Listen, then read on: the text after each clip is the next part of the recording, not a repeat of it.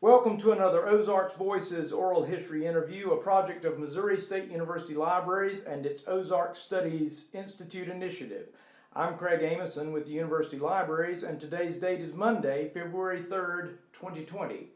Our special guest is Mr. Steve Squibb, and we are at his home at Squibb Farms in Springfield, Missouri. Thank you so much for the opportunity to be here to talk with you in your home. Glad to have you. Just for the record, can you start off by telling us when and where you were born? I was born on an Air Force base in San Francisco, California in 1953. Okay, so not born in Missouri, not in the Ozarks. No. What can you tell us about your formative years, how you got to Missouri? How did you get to this area? Well, my family always owned this farm, and my dad was a jet fighter pilot out there. Okay. And 2 months after I was born, he went to Korea, and my mom brought me back here. So I've been here ever since I was two or 3 months old. Okay, so your formative years were here. Yeah. Okay, and he had already owned the farm. Do you know anything about your ancestors, how they moved into this area, how they came here? Well, my great-great-great-grandfather moved here from Tennessee in 1851. Oh, wow. And bought 160 acres about a mile north of here. Okay. And he had 8 kids, and they just kind of scattered out from there, but we're the ones that ended up staying here. And he ran it as a farm? I guess, I don't know. So, yeah, right, with that much acreage. Right? Yeah, well, I know he bought it for $6 an acre. Yeah, that's amazing, isn't it? Yeah. Okay, what can you tell us about your years growing up here, family, school, community, things that you remember? Yeah, well, I grew up on a farm at Bodark, about 4 miles north of here. Okay. Right here was where my grandfather's farm was. Okay. And anyway, I went to Bodark grade school and graduated high school from Ash Grove, and we just my dad was a full-time farmer over there, and we just had sheep, cattle, hogs, chickens. Mm-hmm. So anyway, I've been working on a farm all my life. Yeah, all your life. So you grew up on a farm, and you talked just a few minutes ago about the livestock. Can you tell us a little bit more about the farm operation when you were a child here? Well, we just had beef cattle, and then we had sheep, and we got rid of the sheep. I was probably 10 years old. I never really had to work with them much. But we always had hogs, and always had a lot of hogs, mm-hmm. and we grew grain crops, or milo mostly. And Dad had about 5,000 chickens, mm-hmm. which was, back at that time, was quite a few. It was because it was all, and I had to gather the eggs every day, and be about 4,000 eggs every day I had to gather, starting when I was about 11 or 12, Sure. And I mean, I had some help, but anyway, we got rid of the chickens when I was about 15, luckily. Mm-hmm. And ever since then, it's just been beef cattle and hogs, and grew lots of hay. Yeah. No dairy operation? No, I think Dad milked cows for a little bit when he first started, mm-hmm. but that didn't last long. He didn't like it, I don't think. Right, and no row crops? Well, yeah, we did. Some row crops? Well, yeah, we grew 300 or 400 acres of milo every year. Okay. And that was back when didn't have any cab tractors and plowed every acre there was. You didn't do any no-till or anything, and right. It was a lot of work. I'm sure it was. Yeah. So, what were your primary chores? You said getting eggs from the chickens was one of your chores. What other chores did you have? Do you remember? The egg deal was a lot of work, for sure. But we had a lot of sows, having pigs everywhere. You had to carry water and feed to those. There wasn't anything automatic about any of that, mm-hmm, and I sure. had to clean out the pens, once a week or something, or more often. I don't remember, but. And did you have siblings? Yeah, I had 2 sisters and a brother. And they work on the farm? Yeah, well. Especially your brother? Yeah, well, yeah, and they did then, and everybody had to help out with the eggs, especially because we had to take them in and wash them and clean them and put them in cases, and it was just lots of work. And that was, I'm sure that was just expected. If you were a farmer's kid, you were going to be working on the farm. Yeah, Pretty I don't much. think there was any use arguing about anything. Yeah, right. You just did it. And children that you went to school with, were they pretty much in the same environment? Oh yeah, I mean all the kids, all my friends that grew up on farms. I mean, you just worked. You did that kind of work and all day and just whatever it took. Sure. So you grew up on a farm. Was there any time that you decided, okay, this is what I'm going to do for a living?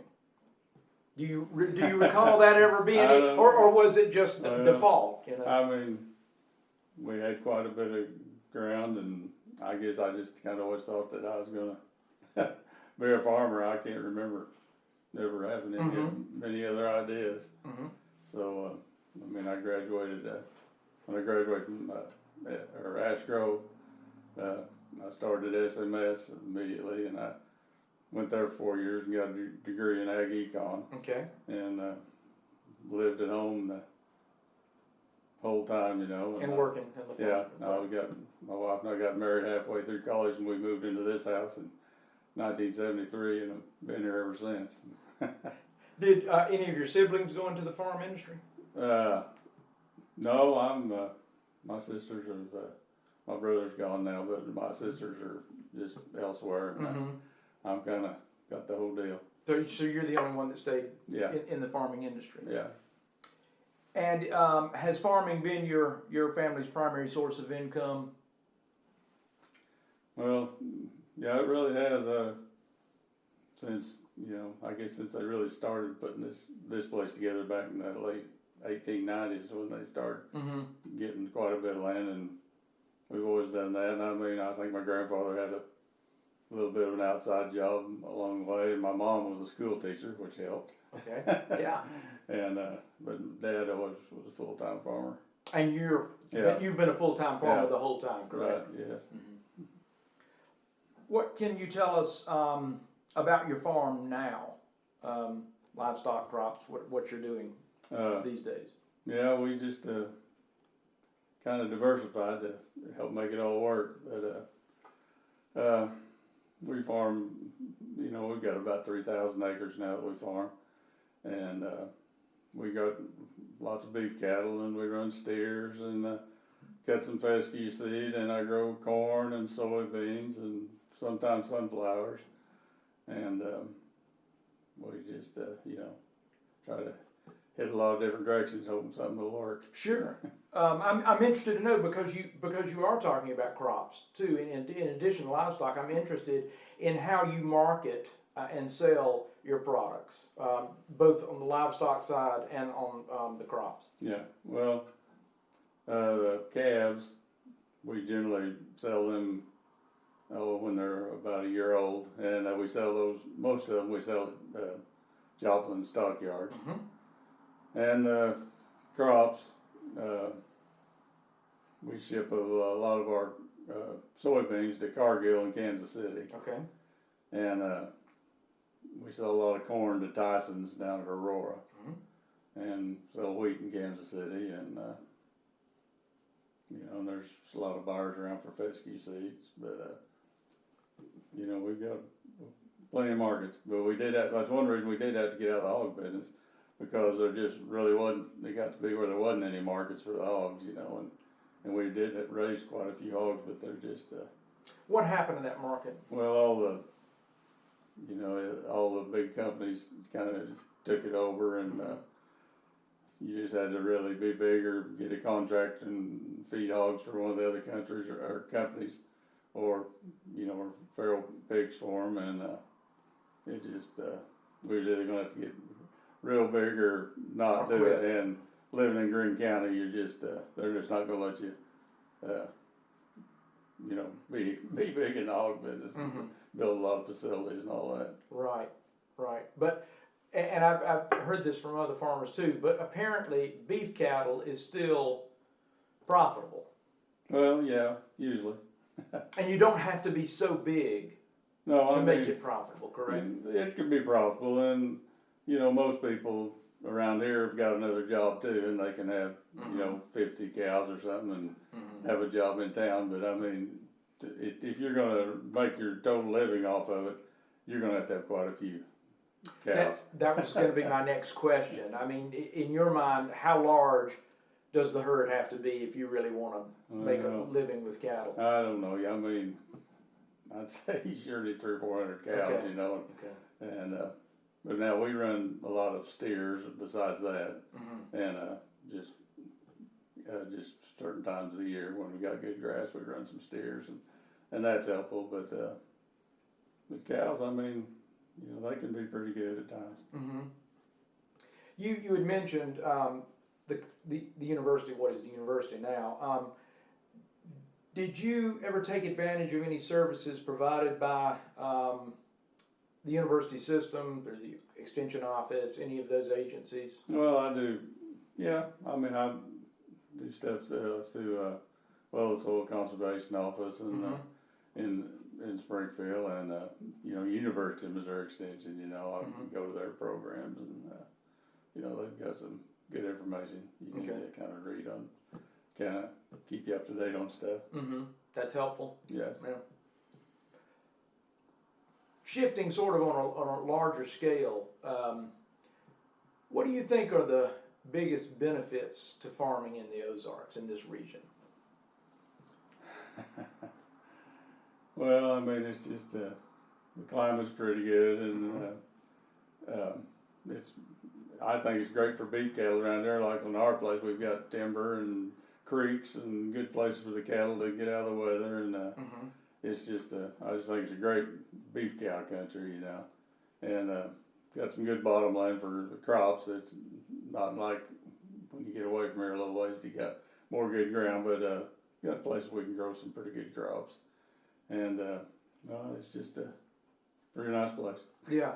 I it's interesting you say that about the weather, because more than one person has mentioned that too, that the weather is very agreeable, although at times it can be unpredictable, but for the most part it's advantageous. Yeah, you can usually get along with it. We have my biggest problem with the weather is the floods. We've got a lot of bottom ground and a lot of creeks, and it's got where it floods a lot more than it used to, and so we've been building a lot of fence the last couple of years, you know, after floods, and built some of them, and then a week later they get washed out again, you know, so that's kind of frustrating. Right.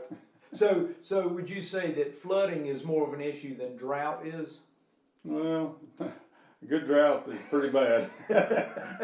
I don't know. You know, I might take the flooding over the drought, to tell you the truth.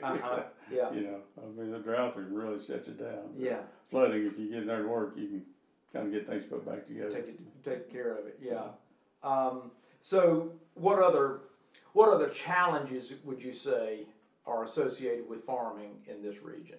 Well, it's just like farming everywhere. It's just the markets. I mean, markets and tariffs and all this stuff. You just constant battle, you know, to try to make enough money to, and then the machinery prices have just really got high, and it's just hard to make enough money to, you know, really think you're doing something. Yeah. Has farming changed much during your time as a farmer? Has the operation changed a lot? Oh, yes. Explain to me how, you know, some of the most significant changes. Well, I mean, when I was a kid, it was just, everything was such hard work. Like I said, we didn't have any cabs on our tractors, and everything was smaller, and I even worked on a thrashing crew. My grandfather, he just would not quit thrashing. We were the only people in the country who did. We'd go around and do it for other people anyway. So anyway, there's very few people my age that actually worked on a thrashing machine, which I did. I think that was up until the mid-'60s before he had a brand new combine sitting in the shed up there. But he wanted to run that thrashing machine. Oh, that's wonderful. And we still got the thrashing machine sitting up there in the shed, you know. But really. Anyway, so that was just the way we did everything, and hauling square bales, and of course we've got the round bales now, and that's made more difference than anything. And you know, I just don't know how we ever got our work all done back in those days when we had the Squibb Bales. But Everybody mentions that. Everybody mentions that, the transformation from Squibb Bales to round bales. Right. Yeah. Yeah.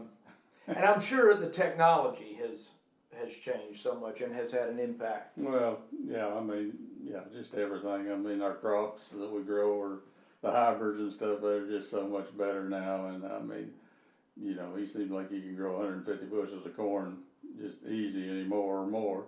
And couldn't even get close to that even, 20 years ago. So it has increased the production. Oh, yeah. Yeah. Yeah, no doubt about that.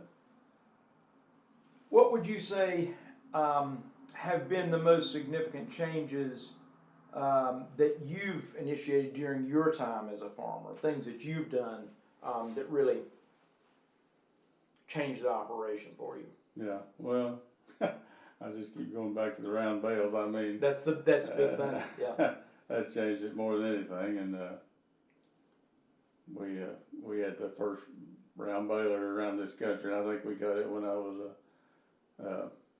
either a freshman or sophomore in college. Mm-hmm. And Dad just put me on that round baler. That as soon as it came in, he said that's going to be your project. And so I'd learned how to do that. And now was that difficult to learn? Well, yeah, because those balers and those first balers were hard to work with. I mean, they would plug up real easy, and you just it was hard to make a good bale. And everybody was watching us. All the farmers around would be driving around the field behind me in their trucks. While I was trying to make a bale that didn't look ridiculous. And but they're easy to operate now, and I mean we get along great with that. But and we go no-till now. That's we don't plow I don't plow or disc any ground, so that makes things a lot easier. You don't use as much fuel And how did that come about? Where was that decision made? Well, I don't know. We just had some land that we farmed that on the hills and stuff. And it just made sense to just start doing the no-till, and then you just hearing about it all the time. Mm-hmm. And I just but now I just no-till everything. I don't even own a plow now. Is that common in this area? Yeah, I mean, I don't think anybody. I mean, I guess we've got a plow sitting up there, but it hasn't been used in 30. No, nobody. Some people pull a disc and some diggers and that kind of stuff. But nobody just hardly moldboard plows anymore. That's just, it's just too hard on things, and you get too much erosion and stuff. You can just keep doing that. Right. I'm curious. For square bales as opposed to the round bales, how many square bales per acre as opposed to how many round bales per acre? I mean, yeah. Well, if you cut fescue hay or something, you'll get 4 or 5 big round bales the acre, and you would have got 100 or more square bales that you would have had to haul in and stack them in the barn. And there was a lot of hay crews back then, with all the hay, but now you just can't even hardly find a hay crew to even, And you don't need a barn for the round bales. No, I mean, you just stack them on the edge of the. Well, I think they claim it's better if you had one, but we don't have a barn that really stacks many bales. We stack a few in, but not many. But and if you feed them up the first year, there seems like there's very little loss, and cattle like it just fine. So I'm also curious about the white plastic covers for the bales. Yeah. I see that some places, but most places I don't. Well, those are silage bales, and that's when you bale your hay when it's still got like 50% moisture, and you wrap it with about 6 or 7 layers of that wrap, and you got a special machine that does that, and it makes real good hay. But and I've got a wrapper and do some of that. Okay. It just takes a lot of manpower at the time. It takes several people working to do it, but it does make if you get everything done right, it makes real good hay. Okay, I've been curious about that and had not asked that question. So, has the increasing divide, you were mentioning this about hogs earlier, has the increasing divide between small and large farms affected you and your operation? Obviously, it no longer became profitable for pig farming. Other areas? Well, the hogs was be really the main thing. I mean, I think as far as row crops and all that, I think we can do it about as cheap as anybody. As anybody. And, What about poultry? well, yeah, the poultry, that's another deal where you gotta be, and I've got a lot of friends who got houses, but they're all contracted, you know, with Tyson's or some of the other outfits. And I mean, some raise turkeys and some raise chickens or layers, but, yeah, I think you probably gotta be connected with one of those big companies to operate, you know, in the chickens anymore. And did the large operations just, and I know this was true with dairies, where large operations just drove the price down so much that it became impossible for the small dairy operators to compete. Well, Is that true across the board? Well, I mean, I don't know if that's the case. Maybe it is, but I mean, yeah, they're just like on the dairies. There's just so much milk they're just not getting a good price for it. Mm-hmm. But in the chickens, I just don't know about how that's worked on the price. But I would say, yeah, a small guy just couldn't raise enough birds at the profit they make per bird. You know, unless you got hundreds of thousands of them to really make a living. You know. Right. Well, have you ever thought of? Did you at any time think of getting out of farming? Oh, I guess I've thought about it, but not very seriously. Not very seriously. I mean, it's just, yeah, I mean, like I said, we've got this land and somebody's got to operate it, and I guess it's me.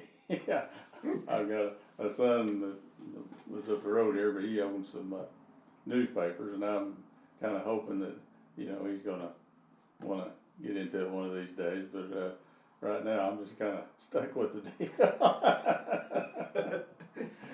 Would you say that farming is something that's sort of in your blood? I mean, is it just, you know, it's just deep? Yeah, I think it probably is. Yeah, I think it. Yeah, as long as our bunch has been in it. I mean, yeah, I just don't think you really think about too much more. How do you envision the future of farming in the Ozarks? Would you say it's a bright future, or? Well, I hope it is, but there's sure, like even here in Greene County especially, and well in Christian County and just about anywhere, there's just getting to be more and more people moving out here all the time and buying 5 and 10 acres, and I mean we're getting houses just everywhere around here. But I think it's going to be a long time for them to take all this land up. But, you know, of course, farmers are always optimistic. You know, my wife tells me that all the time. She thinks I'm too optimistic. But, you know, I hope there's still room for us on down the road. Right. Well, I mean, there has to be, right? Well, there's going to have to be some farms somewhere. There's going to have to be farms somewhere. Yeah, I've noticed that others have said that that living on the outskirts or farming on the outskirts of Springfield, as Springfield has continued to grow, that the price of land has just continued to skyrocket, so that the temptation to sell land is pretty strong, especially for that next generation. Yeah, I'm afraid that's true, because the land out here is, I think, is getting up into the $3,500 to $4,000 an acre range, and sometimes when you're having a hard time, you get to thinking, man, I wouldn't mind selling a little bit of it, you know. But then, you know, but if you get a chance to buy some, then you're always kind of wanting to buy that piece of ground that's right next to you, and that makes it, you know, it's not very easy to pay for $3,000 an acre of land to run a beef cow on. But, right. So, but I don't know. We still buy a little along, but not a whole lot. Yeah, I was talking to a farmer just last week who talked about buying several tracts over the last 10 years or so, whenever he could, especially those that were close to his main property. Right. And that's not easy, I'm sure. You have to wait for the right price. Yeah, if you can't really wait, because if you don't just jump on the deal as soon as it pops up, somebody else is going to buy it. So yeah, you can't tarry on those deals. Yeah, you just got to act now or have to tell you when it's for sale. Yeah, you really do, because there's going to be somebody pretty quick that's going to come along and get it. So. And more than likely are the people who are going to be buying it not farmers. Well, a lot of them aren't. Right. Yeah. you know, and the rougher a piece of ground is, the more they might be willing to pay for it, you know. I mean, if it's got some timber in the creek on it, or a place they think would be neat to build a house, and yeah, they'll, and if they're just buying 40 acres or 20, you know, they don't mind paying some big, huge price, because it's, you know, not that many acres, but yeah, it makes it kind of hard to compete against those people. So if someone were considering becoming a farmer now, what advice would you give to them? Well, you just about got to already have a farm in your family or an oil well somewhere to start a farm. You know, you just, you know, I still feel like, you know, you could make some pretty good money if you could, I don't know, it's just, but it's hard, but I wouldn't want to try to talk anybody out of it that want to do it, because I think anybody wants to farm, they usually really want to farm, so. Yeah, between the expense of the property itself and then the expense of the equipment. Oh, yeah, by the time you buy a farm, and you buy cattle, and you buy, you know, $100,000 or $200,000 worth of machinery, yeah, it's hard to make that all balance out. Is it difficult to get financing for farms now? Well, I don't really know. I mean, I think if you know, they want to just look at your cash flow, and if you can, that's the main thing. You just got to show them how you're going to pay for it. But I mean, they're looking a little closer nowadays, because agriculture's kind of in a rough spot right now, you know. So, but it can still be done, because they're still getting bought every day. Are you in contact with a lot of farmers in this area? Do you exchange information? Do you share ideas? Do you? Every time I get a chance, but yeah, I mean, you know, I like to know what somebody else has done that they think's working, and yeah, it's good to kind of talk to different people and see what, you know, how they're trying to do things, and see if it might be something that you could use to improve your operation. And have you had friends who were farmers who are no longer farmers, who got out of the business altogether? Well, yeah, I have. There's been a few, but I mean,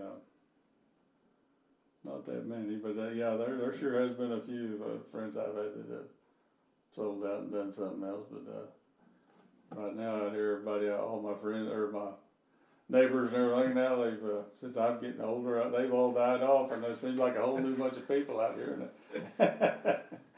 Has anybody come in relatively young that is farming property out here that has been in families for a long, long time? Well, there's some people that's doing row crops now that's going around renting ground from different farmers around, and a lot of these guys they're young, but they're paying big rents, you know, that I don't know how they're making it work, but and a lot of this ground that doesn't need to be cropped that they're cropping, but I guess that's the, you know, a few years ago corn and beans were real high, and just they just started farming any kind of old hillside they could, you know, get the machine in the field. And I see more of that than anything, and there's always people come around and try to rent land to, you know, run cattle on and try that. So there's a lot of competition out there for it. That's interesting you say that about leasing out the land and so forth, because I've noticed that some of the farmers who have sort of gone into semi-retirement, you know, who are in their 70s and 80s even, are leasing some of their land to others for hay production. So that sort of seems like almost a trend. There's a lot of that goes on, and like I said, there's lots of people out there trying to get ground to do that kind of stuff. You know, so I mean, you just wouldn't have any trouble renting something out to somebody for probably a pretty good rent. You know? Is there a demand?